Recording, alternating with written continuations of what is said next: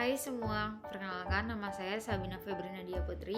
Di sini saya akan mereview buku yang berjudul Ilmu Hubungan Internasional, Disiplin dan Metodologi karya Muhtar Mas'ud.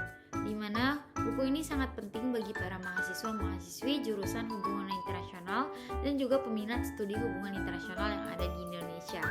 Buku ini merupakan buku pertama dalam khazanah pustaka berbahasa Indonesia yang secara komprehensif membahas tentang disiplin dan metodologi ilmu hubungan internasional.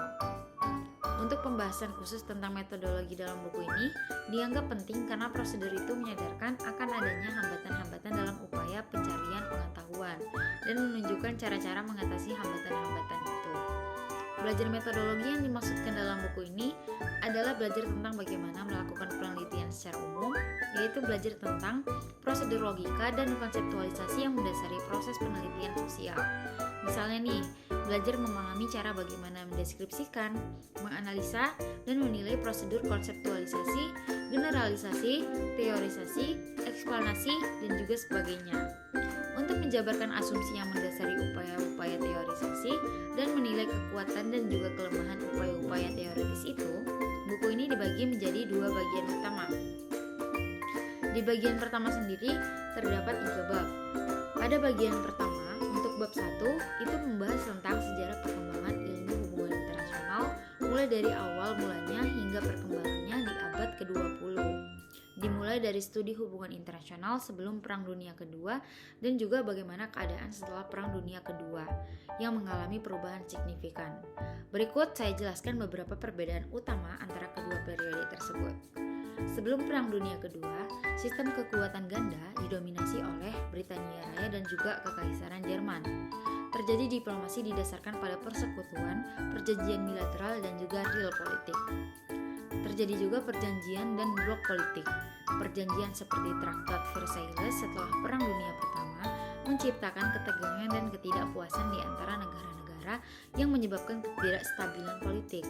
Adanya blok politik seperti poros Berlin, Roma, Tokyo, dan sekutu seperti Prancis, Britania Raya, dan Rusia. Serta juga kemunculan rezim totaliter di Jerman, Italia, dan Uni Soviet memberikan dinamika baru dalam hubungan internasional sehingga kondisi politik yang memicu konflik dan juga persaingan. Setelah Perang Dunia Kedua, dibentuklah pembentukan PBB dan sistem baru.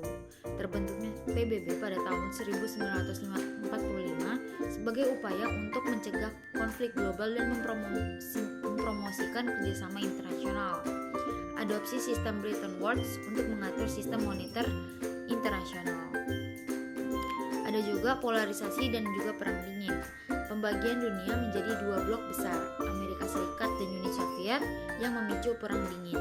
Ketegangan ideologis antara kapitalisme dan komunisme mempengaruhi hubungan internasional. Sehingga juga terjadi proses dekolonisasi. Gelombang dekolonisasi di Asia, Afrika, dan Amerika Latin memperkenalkan banyak negara baru ke dalam sistem internasional. Peningkatan partisipasi negara-negara berkembang dalam urusan dunia juga meningkat. Terjadi juga globalisasi ekonomi, di mana meningkatnya integrasi ekonomi antara negara-negara yang didukung oleh perkembangan teknologi dan juga perdagangan internasional. Organisasi internasional seperti WTO bertujuan untuk mengatur perdagangan global, serta juga munculnya organisasi regional, di mana berkembangnya organisasi regional seperti Uni Eropa dan juga ASEAN sebagai upaya untuk menciptakan integrasi ekonomi dan politik di tingkat regional. Perang dunia membawa perubahan paradigmatik dalam hubungan internasional dan juga menggeser kekuatan dan membuka jalan bagi institusi dan norma baru dalam diplomasi global. PBB dan prinsip-prinsip kemanusiaan menjadi fokus utama dalam upaya mencegah konflik berskala besar dan mempromosikan kerjasama internasional. Selanjutnya, pada bab 2 membahas tentang juga makna dan ruang lingkup di mana terdapat pertanyaan, mengapa sih kita harus mempelajari hubungan internasional? Nah, ini memang tidak seluruh dimensi kehidupan kita dipengaruhi oleh hubungan internasional, benar. Tetapi kalian bisa memperhatikan betapa terutama sejak akhir dasawarsa 1960-an anggaran pendapatan dan belanja negara kita sangat tergantung pada sektor eksternal, baik dalam bentuk perdagangan maupun bantuan luar negeri. Nah, kemampuan ekonomi kita untuk menyediakan barang dan jasa bagi warganya juga sangat dipengaruhi oleh variabel internasional, teman-teman. Pengembangan kebudayaan kita, terutama dimensi ilmu dan teknologi, juga menghadapi masalah yang sama. Asumsi dari studi hubungan internasional adalah bahwa potensi bahaya itu bisa dikurangi dan kemungkinan untuk menciptakan perdamaian bisa ditingkatkan, asalkan kita manusia mau melakukan sesuatu demi tujuan itu. Selanjutnya, di bab ketiga, itu ada membahas tentang berbagai teori dan pendekatan dalam ilmu hubungan internasional.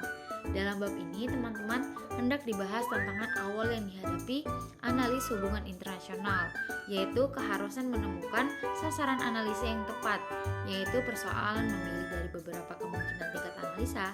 Dalam proses memilih tingkat analisa, kita menetapkan unit analisa, yaitu yang perilakunya hendak kita deskripsikan, jelaskan, dan ramalkan, karena itu juga bisa disebut variabel dependen.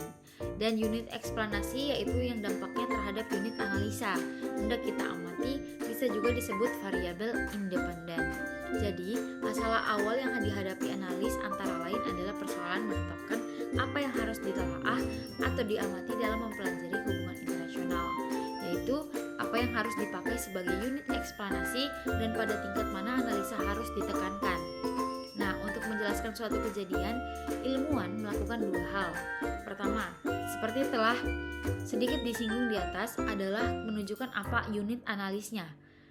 Ketua ilmuwan itu harus menunjukkan unit eksplanasinya, yaitu unit yang dianggap sebagai variabel independen dan perilakunya hendak diamati. Nah, Pak Muhtar Masud juga menulis cara menerapkan teori untuk pemilihan tingkat-tingkat analisa yang komprehensif dan tuntas, sehingga memungkinkan untuk menelaah semua kemungkinan unit analisa. Yang pertama, ada individu, kelompok individu, negara-negara bangsa, kelompok negara-negara dalam suatu regional, dan yang terakhir ada sistem global. Selanjutnya, terdapat bagian kedua yang dilanjutkan dengan bab 4 yang membahas dua mode analisa dalam studi, yaitu tradisionalis dan saintifik. Dalam studi hubungan internasional, tradisionalis dan pendekatan saintifik memiliki mode analis yang berbeda, teman-teman. Berikut adalah gambaran singkat tentang bagaimana keduanya cenderung menganalisis fenomena internasional. Analisis dalam pendekatan tradisionalis. Yang pertama, teori berbasis kasus. Tradisionalis sering menggunakan teori dan pendekatan berbasis kasus atau studi kasus untuk menjelaskan peristiwa dalam hubungan internasional, fokus pada sejarah dan kejadian-kejadian spesifik. Yang kedua, realisme dan idealisme. Teori realisme dan idealisme muncul dalam analisis tradisionalis. Realisme menekankan kepentingan nasional, kekuasaan, dan persaingan, sementara idealisme fokus pada nilai-nilai universal dan kerjasama antar negara. Untuk kepentingan nasional sendiri, analis tradisionalis menyoroti peran sentral kepentingan nasional dalam membentuk kebijakan luar negeri dan hubungan internasional.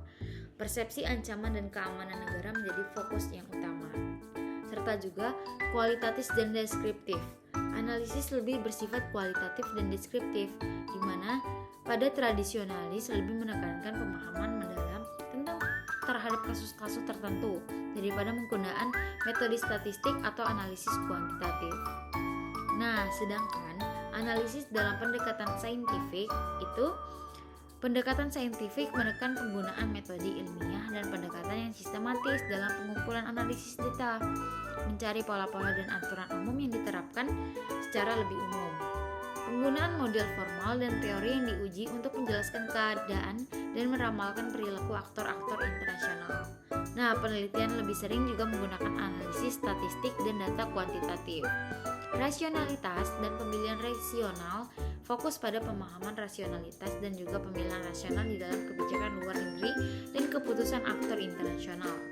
Untuk menggunakan pendekatan ekonomi dan teori permainan variabel, menganalisis variabel-variabel dan juga faktor-faktor yang dapat diukur untuk mengidentifikasi korelasi dan hubungan sebab akibat, untuk mencari generalisasi dan hukum-hukum yang dapat diterapkan secara lebih luas.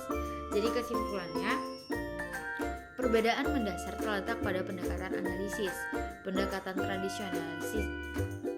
cenderung lebih deskriptif, fokus pada sejarah dan kepentingan nasional, sementara pendekatan saintifik lebih cenderung menggunakan metode ilmiah, metode model formal, dan analisis kuantitatif untuk mencari pola dan hukum-hukum umum dalam hubungan internasional.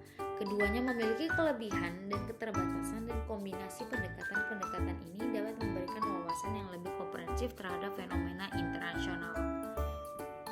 Sehingga buku ini ditulis juga dengan gaya bahasa yang lugas dan mudah dipahami. Penulis menyajikan beberapa contoh kasus yang relevan untuk mempermudah pemahaman pembaca. Selain itu, buku ini juga dilengkapi dengan daftar pustaka yang lengkap untuk memudahkan pembaca untuk melakukan penelitian lebih lanjut. Nah, secara keseluruhan yang sudah saya bacakan tadi, buku Ilmu Hubungan Internasional, Disiplin dan Metodologi merupakan buku yang sangat bermanfaat bagi para mahasiswa dan peminat studi hubungan internasional. Guna buku ini memberikan gambaran yang komprehensif tentang disiplin dan metodologi ilmu hubungan internasional. Nah, apa sih kelemahan dari buku ini?